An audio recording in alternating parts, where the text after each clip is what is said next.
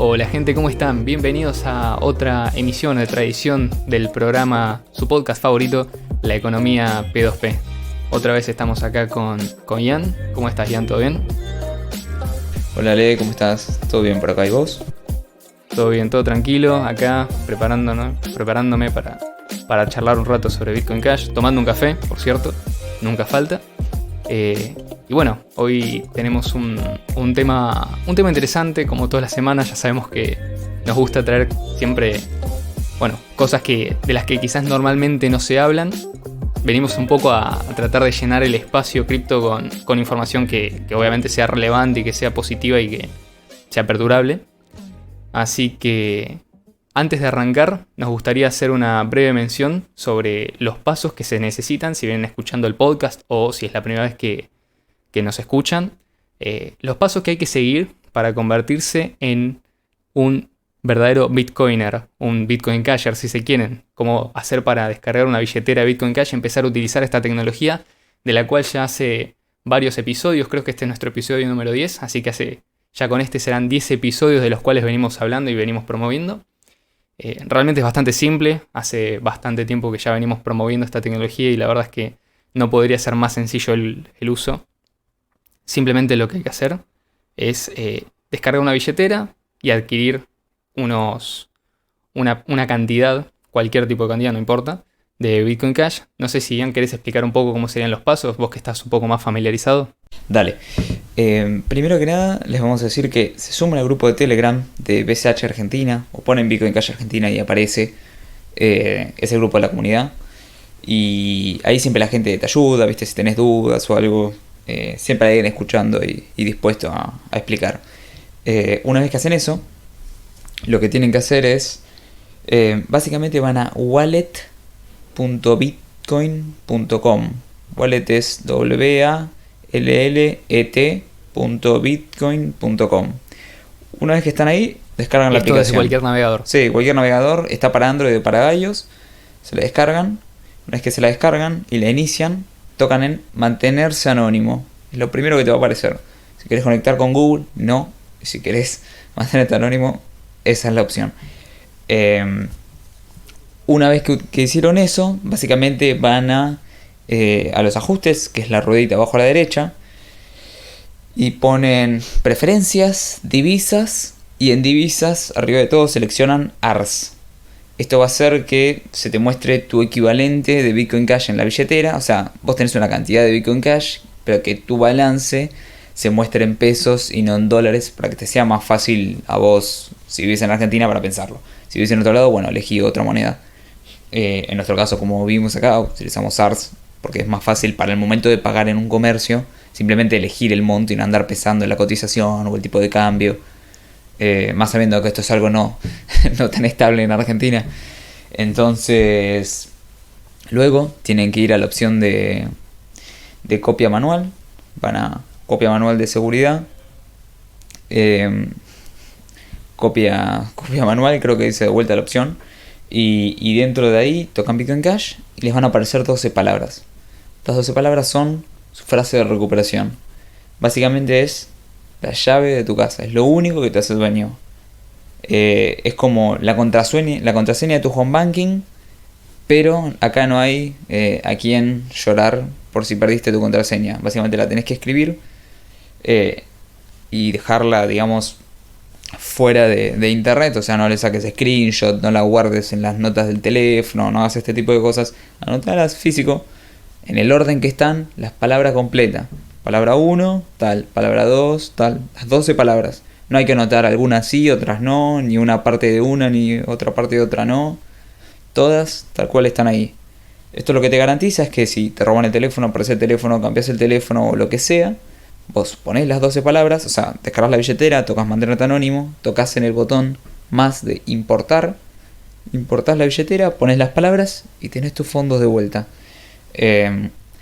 ¿Quién es el dueño de estas 12 palabras? Tiene acceso a la cuenta, o sea que si no la compartís, solo vos tenés acceso. Si la compartís, a quien le compartiste tiene acceso. Por eso tengan mucho cuidado con el scam, ¿viste? Siempre hay gente que se hace pasar por soporte y te pide, jamás les pases la frase de recuperación, porque es como darle la llave de tu casa a un desconocido. Y ya está, con esto es todo. bajan la billetera, suben al grupo de la comunidad, mantenerse anónimo, la ponen en ARS para que te sea más fácil y guardan su frase de recuperación. Luego, si quieren comprar o vender Bitcoin Cash, van a localcryptos.com y ahí se hacen un usuario y pueden comprar Bitcoin Cash ahí en un P2P. Hay gente que ofrece liquidez, así que eso es todo. Luego los retiran de localcryptos a la billetera bitcoin.com y ya está. Perfecto, y para por ahí explicar un poco también cómo sería el proceso de compra dentro de la plataforma Local Cryptos, es bastante sencillo, yo lo he probado un par de veces. Simplemente lo único que hay que hacer es entrar a la plataforma, te va a pedir un nombre de usuario, perdón, y una contraseña, eso es completamente estándar. Creo que también te pide un correo. Y después, ya simplemente una vez que te logueas, Local Cryptos, a diferencia de otros exchanges, que estos no los recomendamos, exchanges del tipo, no sé, Binance, exchanges custodiales, digamos, que no que dan acceso a tus claves privadas. Local Cryptos no tiene acceso a tus claves privadas, es completamente no custodial y de par a par, entonces ellos no pueden en ningún momento, digamos, huir con los fondos o desaparecer sin dejar rastro. Por eso obviamente es una mejor opción. Lo único que haces es te registras en esa página y una vez que completas esos datos básicos, que en ningún momento te piden ni nombre, ni apellido, ni foto con el DNI, ni en la mano, ni que te mandes un video mostrando la lengua y guiñando un ojo mientras haces no sé, la B peronista, por ejemplo. Todas esas cosas que te piden los exchanges. Directamente lo que haces es te registras como si fuera cualquier página y una vez que ya tenés un usuario te vas a la parte de ofertas. Y ahí puedes seleccionar el país, la moneda con la cual quieres operar, probablemente sea en Argentina pesos argentinos. Y la criptomoneda que querés comprar, hay 5 opciones. La que a vos te interesa siempre va a ser Bitcoin Cash, el resto las puedes ignorar.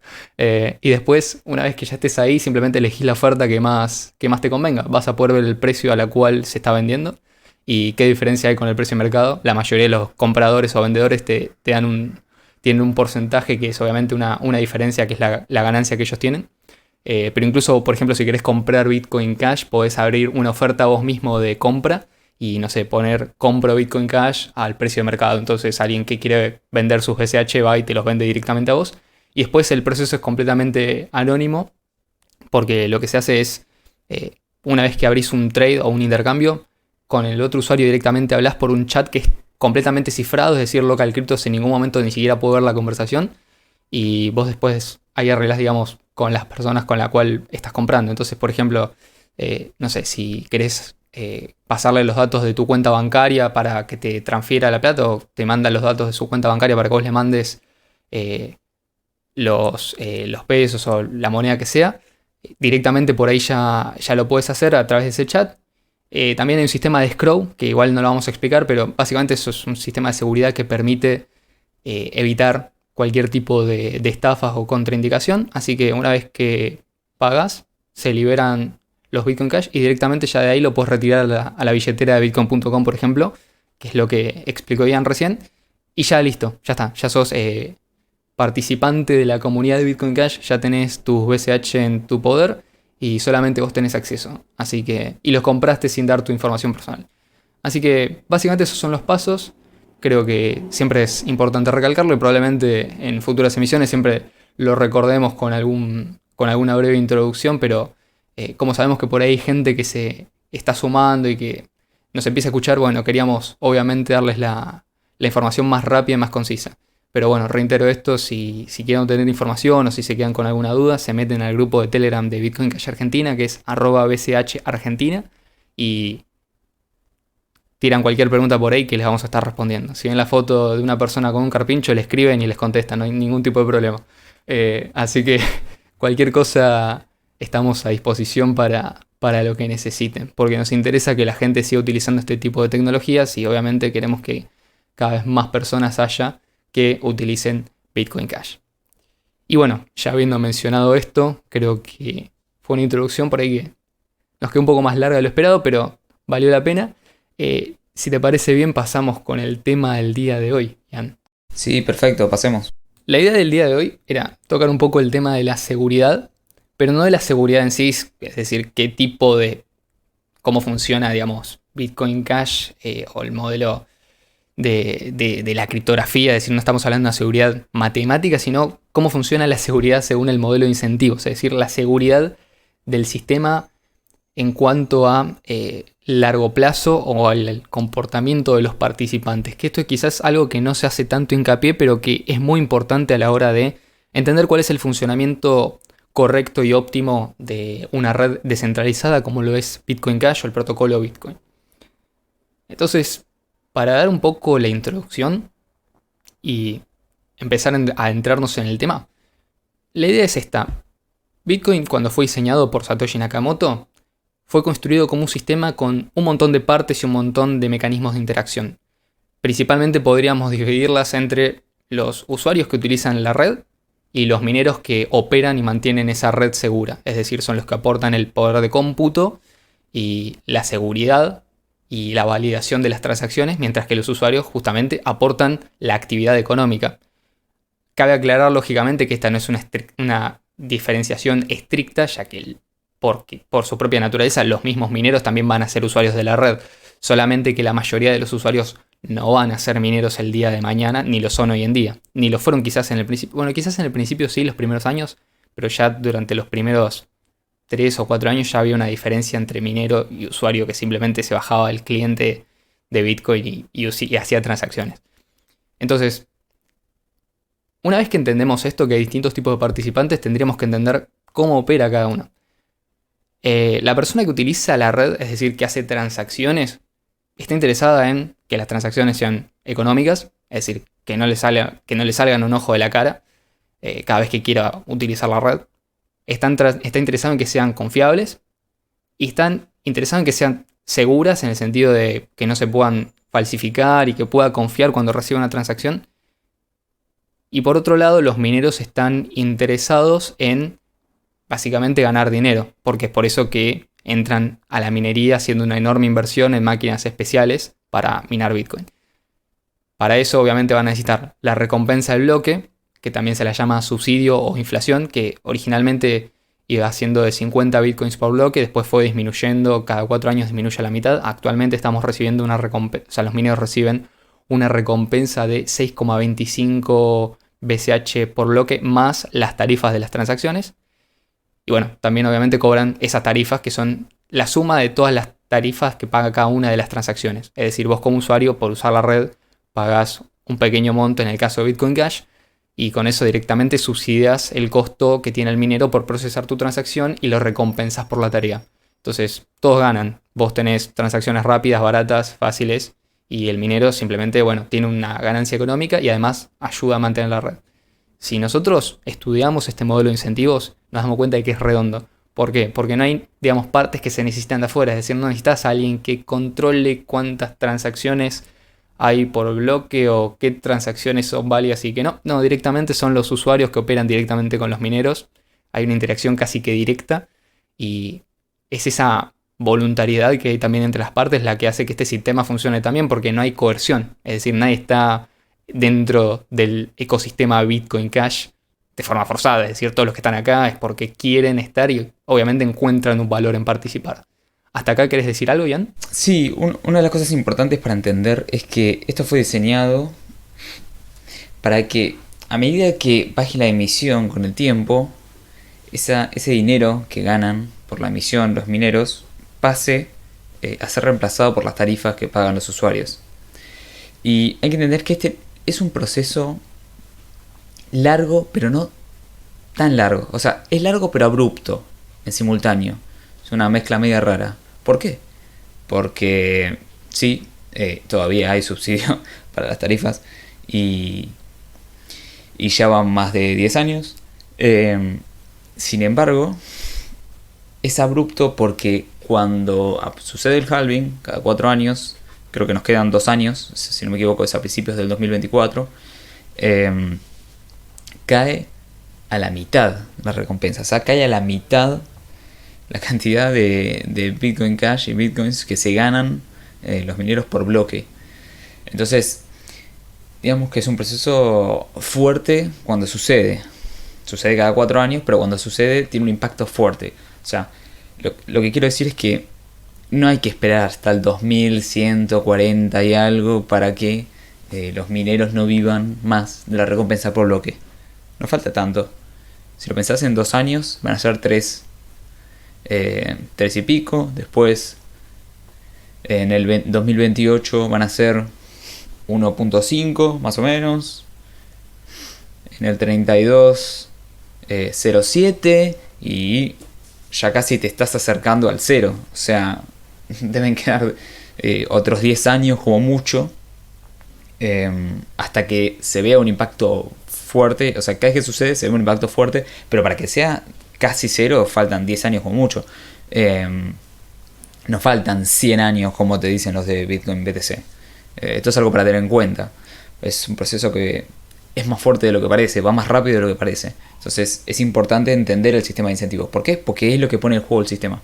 Es lo único que hace que esto ande luego de que se termine la recompensa por bloque, o la recompensa por bloque llega a un nivel insignificante, que es lo que va a terminar pasando dentro de no mucho. Totalmente, o sea, esto es algo que hay que tener en cuenta porque obviamente por ahí uno se encuentra con posteos que dicen no, porque en el 2140 los mineros van a empezar a vivir de las tarifas de las transacciones. La realidad es que no, probablemente mucho antes de eso ya los mineros estén dependiendo exclusivamente de las tarifas para subsidiar su actividad económica, sobre todo si tenemos en cuenta que el precio no sigue subiendo indefinidamente.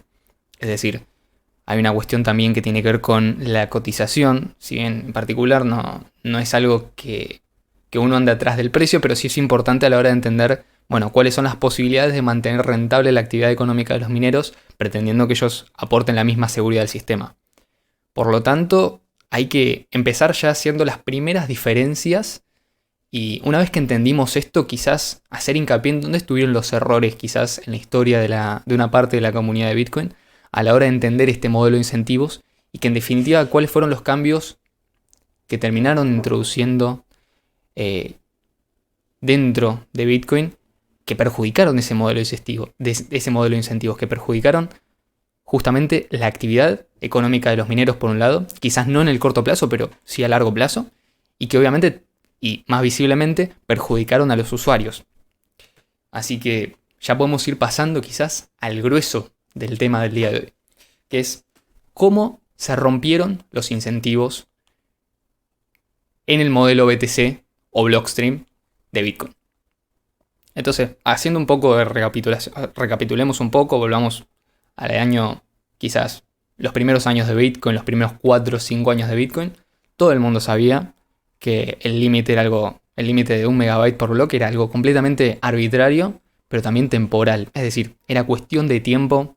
Simplemente había que hacer una actualización, nos íbamos a poner todos de acuerdo y vamos a tener tarifas de transacciones completamente irrisorias. Y además íbamos a poder tener muchas más transacciones y procesar mucha más cantidad de información por segundo de la que la red en ese momento permitía. Pero como con 1 megabyte sobraba, bueno, dejamos que pasara el tiempo hasta que la red obviamente fue creciendo y ya se empezaba a notar cómo las tarifas iban apretando cada vez más el bolsillo de los usuarios. En el sentido de que, por ejemplo, si yo quería hacer una transacción los primeros días de Bitcoin era prácticamente gratuito. Después, en los primeros años era ínfimo el costo, es decir, no me preocupaba, podía hacer todas las transacciones que quería por día. Pero a medida que se fue apretando ese espacio, es decir, que más gente iba apareciendo e interactuando con la red, bueno, obviamente al mantenerse estático ese límite y no ser una cosa flexible, y las tarifas empiezan a subir porque hay más demanda por el mismo espacio. Entonces la gente competía a ver quién pagaba más para entrar en el bloque. Obviamente los mineros chocho porque ellos ganaban más en tarifas en ese momento, pero a costa de procesar menos transacciones. Esto obviamente tiene sus implicaciones. Sin embargo, era, como ya dije antes, lógico que la comunidad estaba orientada a eliminar esta restricción de 1 megabyte y pasar obviamente cuando se necesitara a un modelo de mayor capacidad. Sin embargo, hubo gente que empezó a decir que esto era algo completamente necesario, y no solamente eso, sino que era necesaria ese límite de 1 megabyte para la seguridad de la red. Y obviamente nos empezamos a preguntar, pero ¿cómo? ¿Qué tiene que ver el límite de 1 megabyte con la seguridad de la red? Si nosotros cuando hablamos de seguridad no mencionamos eso, mencionamos los incentivos de los mineros, que son mayor capacidad, o sea, ganar la mayor cantidad de tarifas posible, y el incentivo de los usuarios, que es hacer la mayor cantidad de transacciones posibles al costo menor que se pueda pagar. Es decir, si las tarifas son altas, menos usuarios van a hacer transacciones en la red. Y si las tarifas en un momento, digamos, si la gente mantiene las tarifas, o sea, si se mantienen altas consistentemente las tarifas, la gente va a dejar de utilizar la red. Y si dejan de utilizar la red, los mineros el día de mañana, cuando no tengan recompensa de bloque, no van a tener transacciones de donde recoger tarifas, por lo cual van a dejar de minar porque va a ser una actividad cada vez menos rentable. Entonces ya empezamos a ver cómo esto, que parece algo ínfimo, que es literalmente una línea de código en un programa, cambia completamente el modelo de incentivos que había diseñado originalmente Satoshi Nakamoto y que funcionaba perfecto. ¿Por qué funcionaba perfecto? Porque lo pudimos probar cuando no teníamos problemas con el límite. ¿Querés agregar algo, Ian? Sí, sí. Inclusive esto provoca problemas que jamás se habían esperado. Por ejemplo, uno de los chistes, si querés, de Bitcoin es que los pagos no son revertibles, o sea, no son reversibles. Yo cuando pago, no hay vuelta atrás. Es algo que tienen las tarjetas de crédito, tienen las tarjetas, inclusive las transferencias bancarias. Te pueden hacer un depósito que después, no sé, nunca pusieron dinero en el sobre y tenés que andar esperando que el banco valide si tiene o no y si está bien que te depositó o no. Entonces, uno de los chistes de Bitcoin era justamente esto, que los pagos no sean revertibles. O sea, yo te mando y ya está, te despreocupás. Bueno, esto de poner un límite, digamos, limitar la capacidad de la red por validar transacciones o porque haya transacciones, genera que tengan que implementar lo que se llamó Replace by Fee, que básicamente lo que te permite es, supongamos que vos mandás una transacción y la tarifa te salió $10. Estamos hablando de BTC. De repente, bueno, cuando lo mandaste la tarifa promedio era $10. Entonces vos suponías que ibas a entrar en el siguiente bloque con tu transacción. Y de repente, más gente quiere hacer transacciones y la tarifa media sube. Ahora ya no es 10, es 20. Esto significa que tu transacción se queda afuera. Entonces, vos tenías una necesidad de hacer un pago ahora, inclusive estabas dispuesto a pagar más alto por tener un pago ahora, y de repente, como más gente quiere interactuar con la red, no se te permite hacer el pago. Tu pago queda atrás en la fila. Esto es literal, no sé si alguien vio Transaction Street. Es una página muy buena que te lo vas a ver visualmente, como hay gente que entra en el bondi, que será el bloque, y luego es expulsada porque entra alguien que paga más. Entonces, esto de limitar la capacidad genera que vos, cuando pagues y aumente la tarifa antes de que se te confirme, te quedas afuera. Entonces, como por ejemplo vos, no sé, querías mandar, justo se vació la red y querías mandar, vos decías, bueno, mando por un SAT por byte, y de repente sube la tarifa a $50. Perdiste, tu transacción se quedó totalmente escondida en la mempool hasta que se vacíe la mempool de vuelta. Entonces, lo que se hizo es esto, Replace by Fee, que te permite agregar un fee extra a tu fee que ya estás pagando. O sea, si lo necesitas ahora y pagaste $10, bueno, paga otros 10 más, entonces pagas $20 para realizar la transacción. Pero esto tiene un problema. Vos, al momento de pagar el fee extra, podés redirigir a qué dirección querés que se envíen esos BTC. Entonces, lo que hacen muchas personas es, van a un comercio, pagan una tarifa muy baja, digamos, bajo del promedio, y luego de recibir el producto se dan vuelta y tocan el botón de cancelar, que lo tienen un montón de billeteras ya, y con este botón de cancelar básicamente hacen un replace by fee, o sea, redirigen el pago hacia sí mismos pagando más tarifa, y de esta forma estafan a los comercios. Entonces, algo que era una posibilidad nueva que permitía a Bitcoin la certeza de que un pago va a llegar y que es irreversible, de repente es destruido por esto de andar tocando los incentivos, ¿viste? O sea, poner un número arbitrario, 1 megabyte, ¿por qué no 2? ¿Por qué no medio? No, 1, así como santificado, genera todos estos problemas. Es como el Estado, ¿viste? Cuando se mete en algo y genera un problema y después tiene que andar tapando, y después genera otro problema y lo quiere tapar, y después genera otro y lo tapa. Entonces es una seguidilla infinita de problemas. Entonces, este, por ejemplo, es uno de los problemas de Replace by Fee. Después, Sí, después, por ejemplo, otro de los problemas que se genera es con Lightning Network. O sea, ellos dicen, bueno, no, que los pagos que hace la mayoría de las personas no vayan por la red principal, pues la red es limitada y tiene que mantenerse limitada. Esto es solamente una base de asentamiento.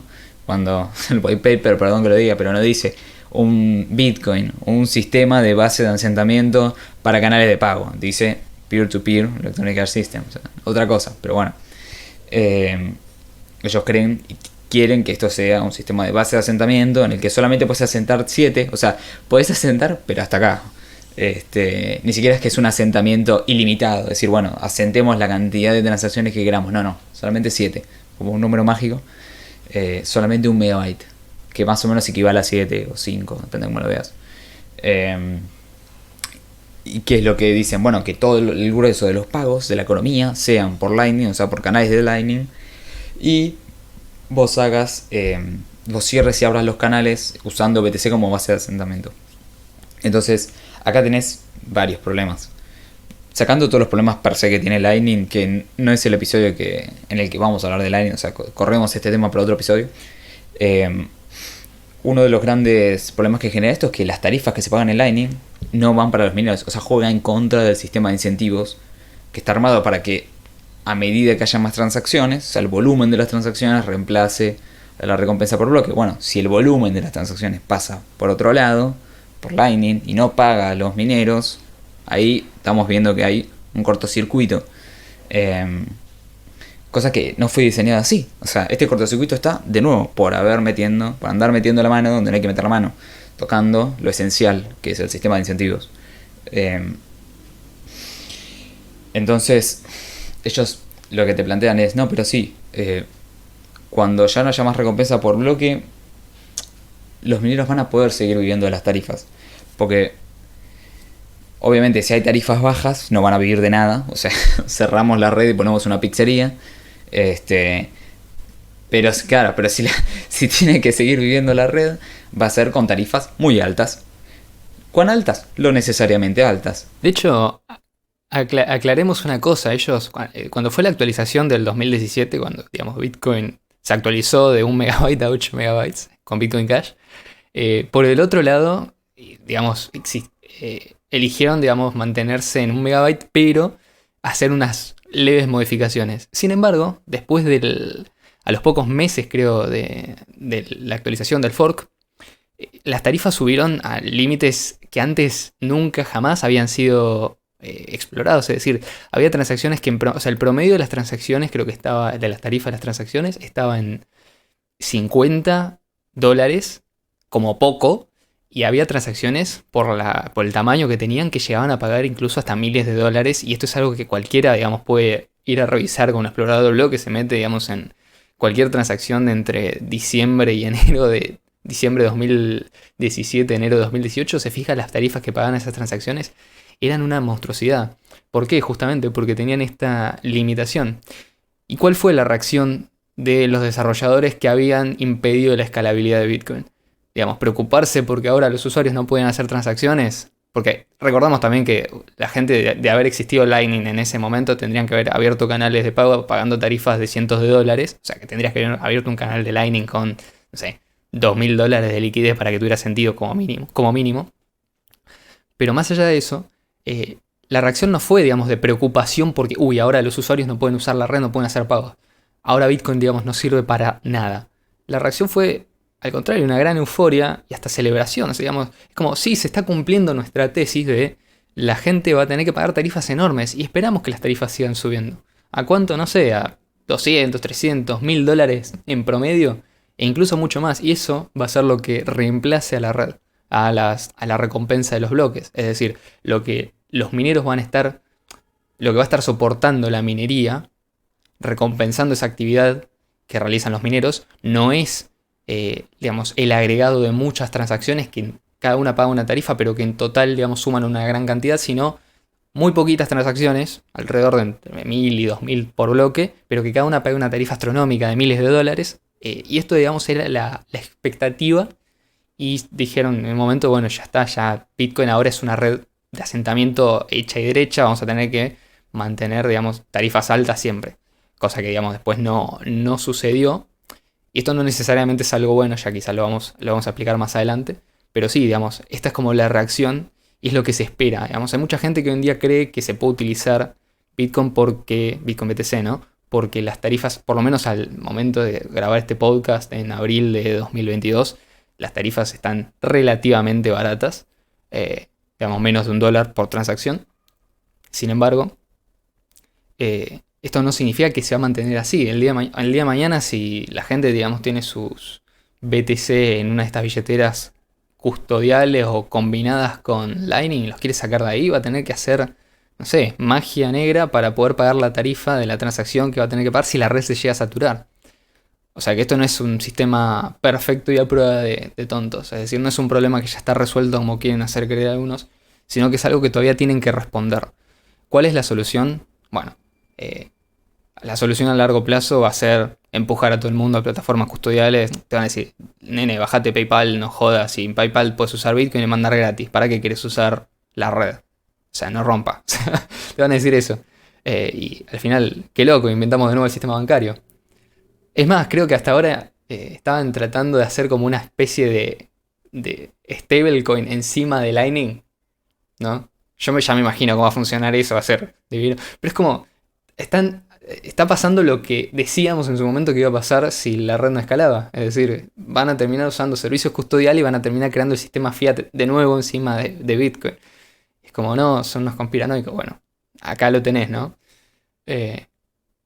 Creo que no me quiero seguir extendiendo esto porque me estoy yendo un poco de tema, pero bueno, la idea es esto, está justamente hasta cierto punto perjudicando de gran manera a los usuarios. Y si encima los corres a servicios custodiales, de nuevo, no están pagando esas tarifas a los mineros, sino que se las están pagando, no sé, a PayPal, a Cash App, no sé, a Chivo, no sé quiénes operan todas estas aplicaciones, pero esos son las personas que reciben en todo caso las tarifas, no los mineros. Con lo cual la minería es casi que se convierte en una actividad, digamos, que van a tener que solidarizar de alguna manera. Claro, o sea, vamos a tener que poner un fondo solidario para los mineros. Impuesto para los mineros, ¿viste? Para subsidiar a la minería para que siga existiendo. Claro, o sea, es una locura. Sí, inclusive lo que pasa es que uno si lo piensa dice, bueno, si las tarifas son bajas, obviamente esto no tiene sentido, pues no hay recompensa, ok. Hasta ahí creo que hasta el máximo es Maxi está de acuerdo, porque por eso quieren tarifas altas. Pero ellos después te dicen, no, pero vos quedate tranquilo. Porque vos en Lightning Network vos podés usarlo sin custodia. Vos quedate tranquilo, o sea, usá la base de asentamiento. Y después estate en Lightning, hacer todos los pagos ahí. Y acá puedes estar sin custodia. Pero no le pistola que sin custodia. O sea, hoy que las tarifas son bajas, podés abrir y cerrar canales. También tenés que tener y saber, estar haciendo todo esto, ¿no? Pero bueno, supongamos que te lo simplifican vía interfaz de usuario. Ahora, cuando las tarifas sean de $1000 para que los mineros puedan vivir por 5 transacciones por segundo, no sé, o $500 o $100, lo que sea, ¿no? Básicamente eso es empujar a todo el que no puede pagar, abrir un canal nada más, $500. O sea, todos ellos a la custodia directamente, porque nadie lo va a hacer. O sea, todos van a caer en la de sí, uso PayPal, como decías vos, uso PayPal y listo, ya está. Sí, es lo mismo. Nunca lo entendí, es lo mismo. Entonces, acá lo que queremos traer es, hasta acá es el punto de vista, si se quiere, clásico de Bitcoin Cash. Lo que repetimos hasta el cansancio. Ahora lo que venía pensando esta semana, y lo comentábamos con él, es esto se le puede dar una vuelta de tuerca más. Acá lo que se está poniendo en juego no solamente es porque supongamos que sí, viven de 5 transacciones por segundo con tarifas altas, ok. Acá se está poniendo en juego también el hecho de que la seguridad sea creciente. O sea, Bitcoin está hecho para que la seguridad sea creciente con el tiempo. A medida que hay más actividad económica, porque el efecto de red crece, hay más seguridad. ¿Por qué? Porque hay más tarifas. O sea, mientras más la gente usa la red, hay más tarifas, entonces hay más recompensa para los mineros, entonces hay más mineros, entonces hay más seguridad. O sea, básicamente la seguridad creciente, porque aumenta el efecto de red, aumenta la cantidad de usuarios que usan la red. En Bitcoin Cash se entiende perfecto. Mientras más usuarios, más seguridad. En el caso de BTC, esto no pasa, porque se corta. Entonces, salvo que aumenten las tarifas en sí, la tarifa no aumenta el crecimiento de la red. Y está limitado, porque no sé hasta qué punto van a querer pagar los agentes económicos por tarifas como base de asentamiento, ¿no? Porque capaz hay base de asentamiento más barata que BTC para andar asentando pagos. Entonces, el efecto del crecimiento de la seguridad con el tiempo está estancado. Lo estancaron. Pues, para andar tocando lo que no tiene que tocar, lo estancaron. Entonces, vos pensás que van a tener que vivir solamente de 5 transacciones por segundo. Y 5 clavados, ni más ni menos. O menos sí, perdón. Pero no más. En el caso de BCH, vos lo que vas a tener es infinidad de transacciones. Y mientras más, mejor. Porque mientras más seguro va a ser. Entonces, acá tenemos una diferencia en el largo plazo. Cuando pensamos a largo plazo, hoy todavía hay fiesta porque 6.15 BTC por bloque, viva la pepa. Pero en el largo plazo no hay viva la pepa. En el largo plazo los incentivos y el sistema de incentivos, los fundamentales, son los que aplastan. Entonces ahí es donde tiene que estar el foco.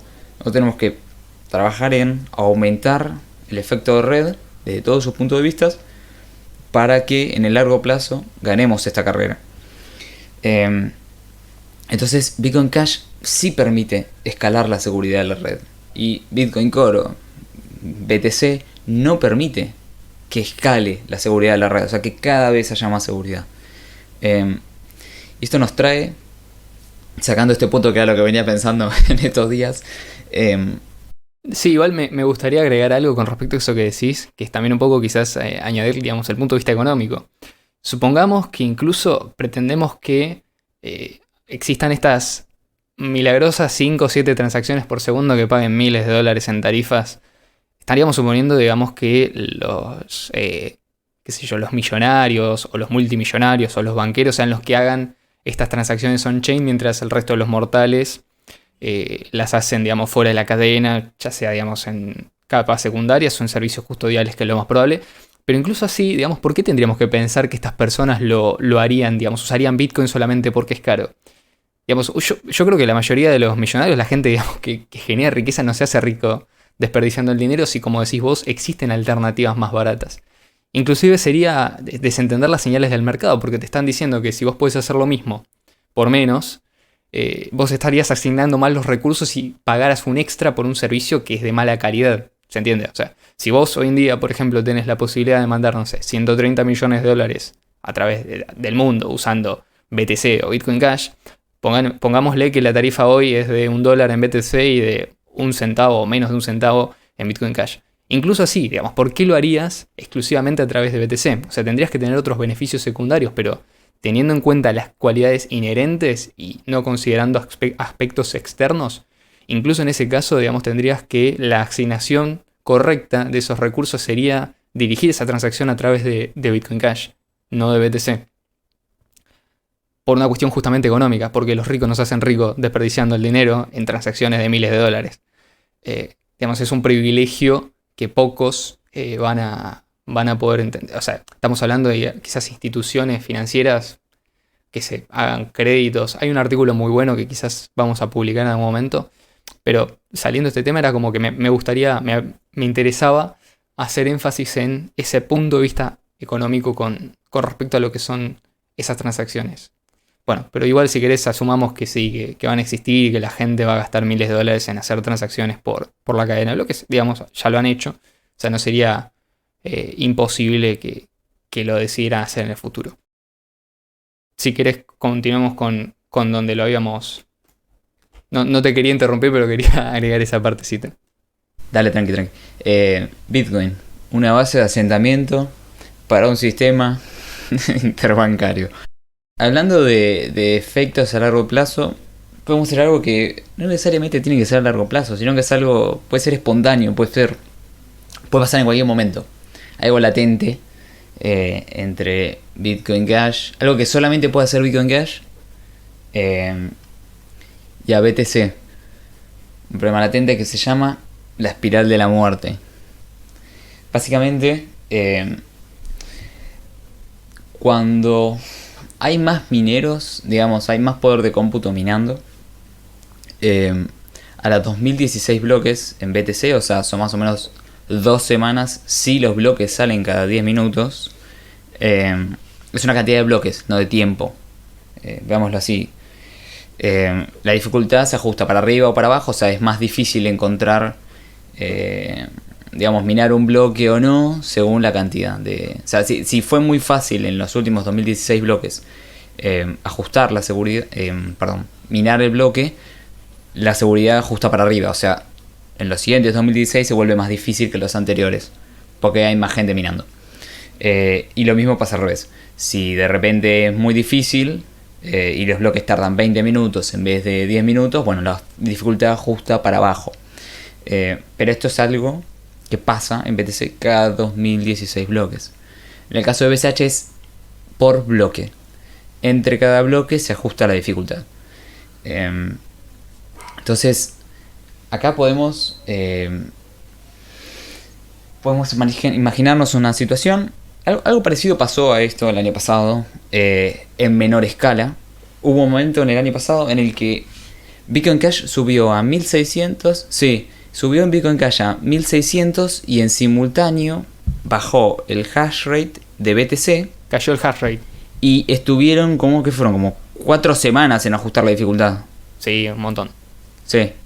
O sea, creo que habían apagado unas granjas de minería en China, o no me acuerdo dónde, que habían tenido un problema eléctrico, y cayó, no sé si una cosa así como el 30% del poder de cómputo de toda la red, que es un montón. Imagínate si vos de golpe tenías una dificultad, o sea, tenías una dificultad mínima durante una determinada cantidad de bloques, y el 30% de la red se te va.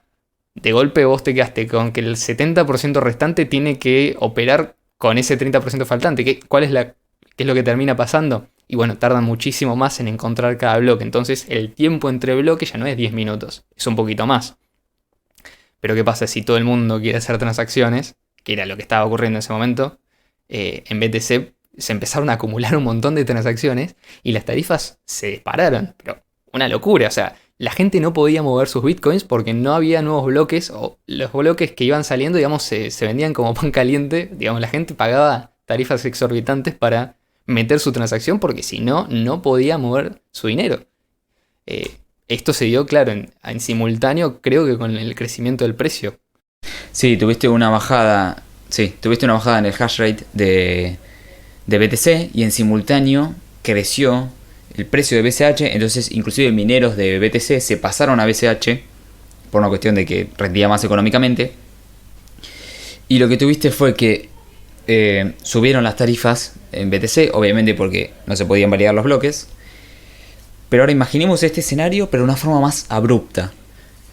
El precio de BCH hace un bull run y BTC no hace un bull run. Esto significa que muchos mineros se pasan a minar BCH porque es más rentable, porque subió el precio básicamente. O sea, hoy minan BTC más porque tiene mejor precio, básicamente. Si BCH tuviera precio más fuerte, habría más hash rate en BCH. Claro, aclaremos dos cosas igual acá, me parece importante por las dudas que esto nos aclaró. El algoritmo que utilizan los mineros para minar es el mismo tanto en Bitcoin Cash como en Bitcoin BTC, como en Bitcoin Core. ¿Por qué? Porque, digamos, tienen el mismo origen y nunca se modificó en ninguna de las dos ramas del fork el algoritmo de minado. Por lo tanto, los mineros que tienen una inversión en hardware que es solamente para minar ese algoritmo y ningún otro, solamente pueden minar o en Bitcoin Cash o en Bitcoin Core o en alguno de los otros forks que siguieron, pero solamente les sirve para ese algoritmo en particular, con lo cual ellos no están invertidos, o sea, los mineros que hoy en día minan en BTC no están invertidos en BTC, están invertidos en el algoritmo de hash. Por lo tanto, si es más rentable minar Bitcoin Cash, van a salir a minar Bitcoin Cash. Si es más rentable minar Bitcoin BTC, van a salir a minar Bitcoin BTC. Y esto es el segundo punto, es el hash rate, es decir, la cantidad de poder de cómputo de la red sigue al precio necesariamente. Es decir, los mineros se comportan en su gran mayoría como agentes económicamente razonables. Entonces podemos esperar que si crece el precio de BTC, aumente el hash rate. Si crece el precio de Bitcoin Cash, parte del hash rate de BTC se pasa automáticamente a minar Bitcoin Cash. Eso no es ningún misterio, es el comportamiento normal de la red. Si querés seguir con tu explicación, Ian. Sí, entonces, básicamente es lo que explicaste vos. Esas son las razones de por qué podría pasar. Entonces, lo que puede suceder es, BCH tiene un bull run, o sea, el precio se dispara fuerte, no sé, 50 veces en poco tiempo, y BTC no. Entonces, lo que pasaría es que muchos mineros de repente se pasan a minar BCH y no BTC. Lo que significa que esos 2016 bloques que deberían tardar 2 semanas, van a tardar 6 semanas, 8 semanas, más. Depende de cuánto tiempo tardan los bloques. Pensá que si simplemente tardan el doble en sacar los bloques, van a tardar 4 semanas. O sea, van a tardar un mes en vez de medio mes. Entonces, lo que sucede es que el comportamiento psicológico de la gente que tiene BTC es, no los puedo mover. O sea, todo el mundo va a querer mover los BTC, o los que quieran mover no van a poder moverlo, y van a subir las tarifas. Entonces, ¿qué hace la gente? El que la tiene, la querés mandar a la exchange, te lo querés sacar de encima porque el precio cae, porque va a bajar el hash rate, porque suben las tarifas, porque la gente está atrapada en la red. Entonces, hay un comportamiento de desesperación.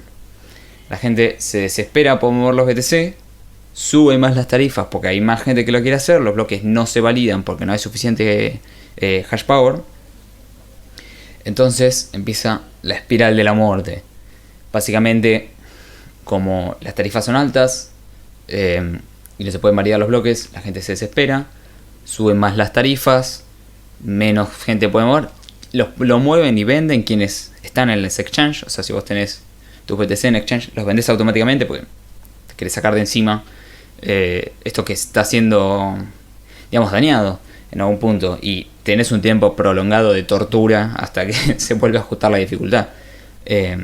Y no significa que la próxima dificultad tampoco le baje el hash rate, ¿viste? Después de que ajustan la dificultad también. Eso les podría volver locos, digamos. 2 ajustes, estamos hablando siempre de un ajuste, 2 ajustes podría ser una locura. Entonces veríamos este escenario que sucedió el año pasado, cuando BCH subió de precio, el hash rate de BTC cayó, el precio de BTC no subió, o sea, se quedó clavado y bajó de precio, y las tarifas subieron. Entonces esto, pero maximizado, puede generar la espiral de la muerte. Básicamente es, nadie quiere usar BTC porque no se puede usar, porque no se ajusta la dificultad. Entonces se pasan a BCH y se revaloriza BCH, prolongando y metiéndole más poder a la espiral de la muerte.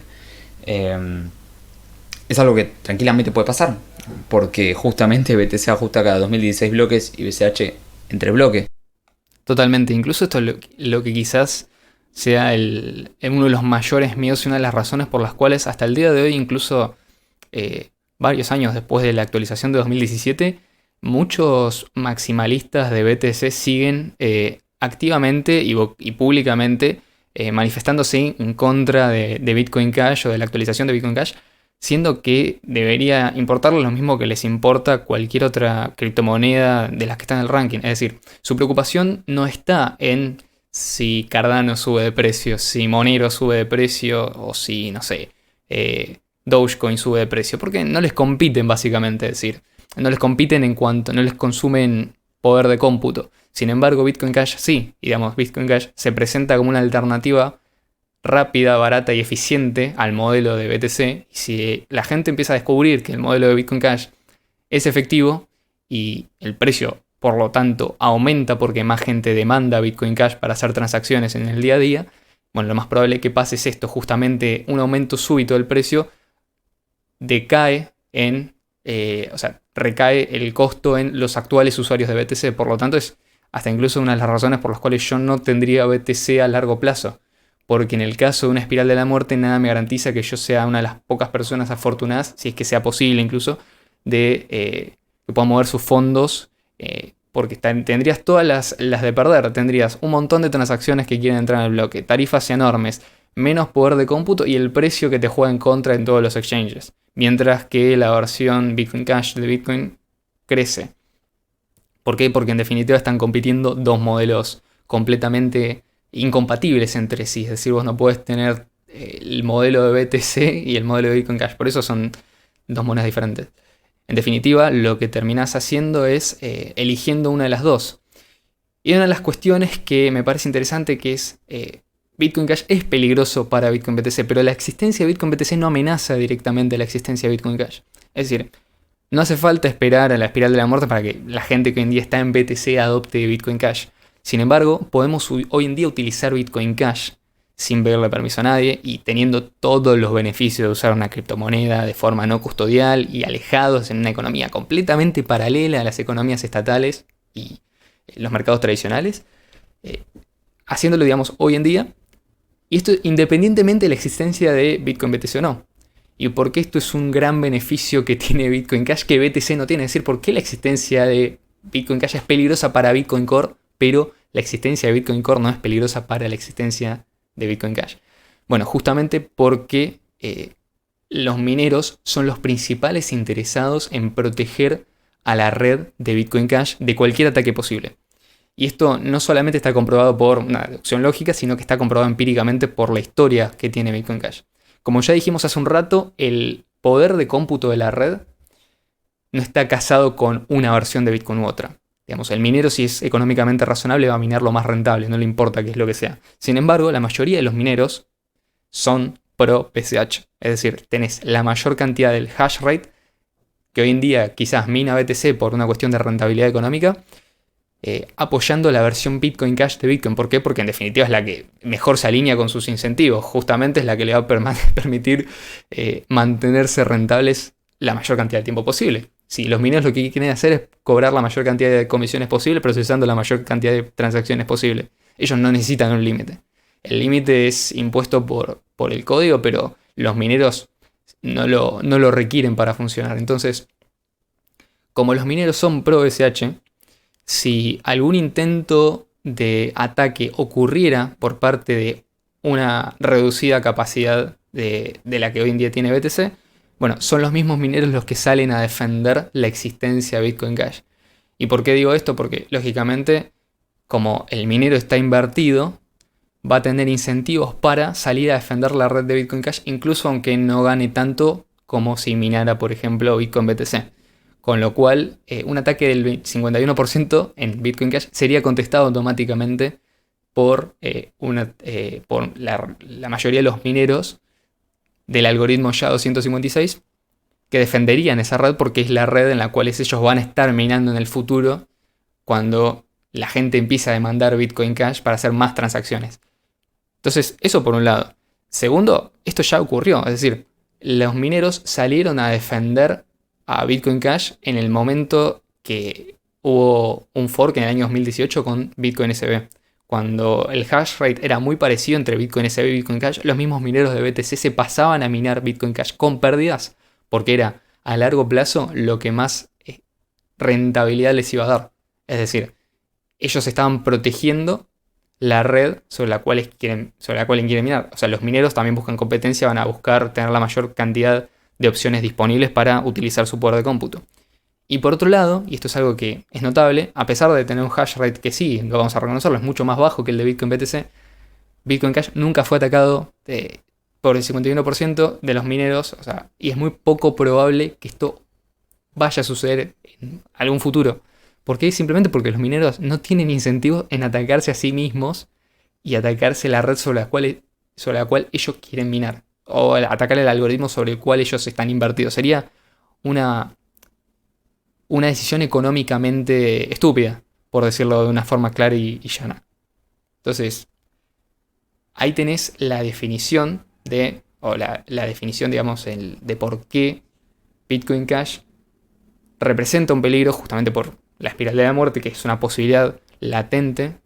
Cualquier día de estos podría pasar, porque basta con que un millonario diga, no sé, compro 300.000 BCH y sube el precio, o digamos, una opción quizás creciente, en un momento sea algo exponencial, una aplicación de uso masivo, una gran cantidad de usuarios, mucha gente que empieza a utilizar Bitcoin Cash de golpe, eso empuja el precio de Bitcoin Cash y apura a los mineros a cambiarse de red lo más rápido posible para aprovechar los beneficios. Esto, lógicamente, mientras Bitcoin Cash está protegido, su existencia está protegida por el incentivo que tienen los mineros de mantener la mayor cantidad de redes disponibles para poder minar y para mantener al máximo las ganancias que ellos tienen. Así que bueno, esperemos que les haya gustado este último episodio que estamos lanzando. Si tienen temas que les gustaría que charlemos, díganos en los comentarios. Si tienen comentarios sobre lo que acabamos de charlar, tírenlo en los comentarios. Nosotros leemos todo.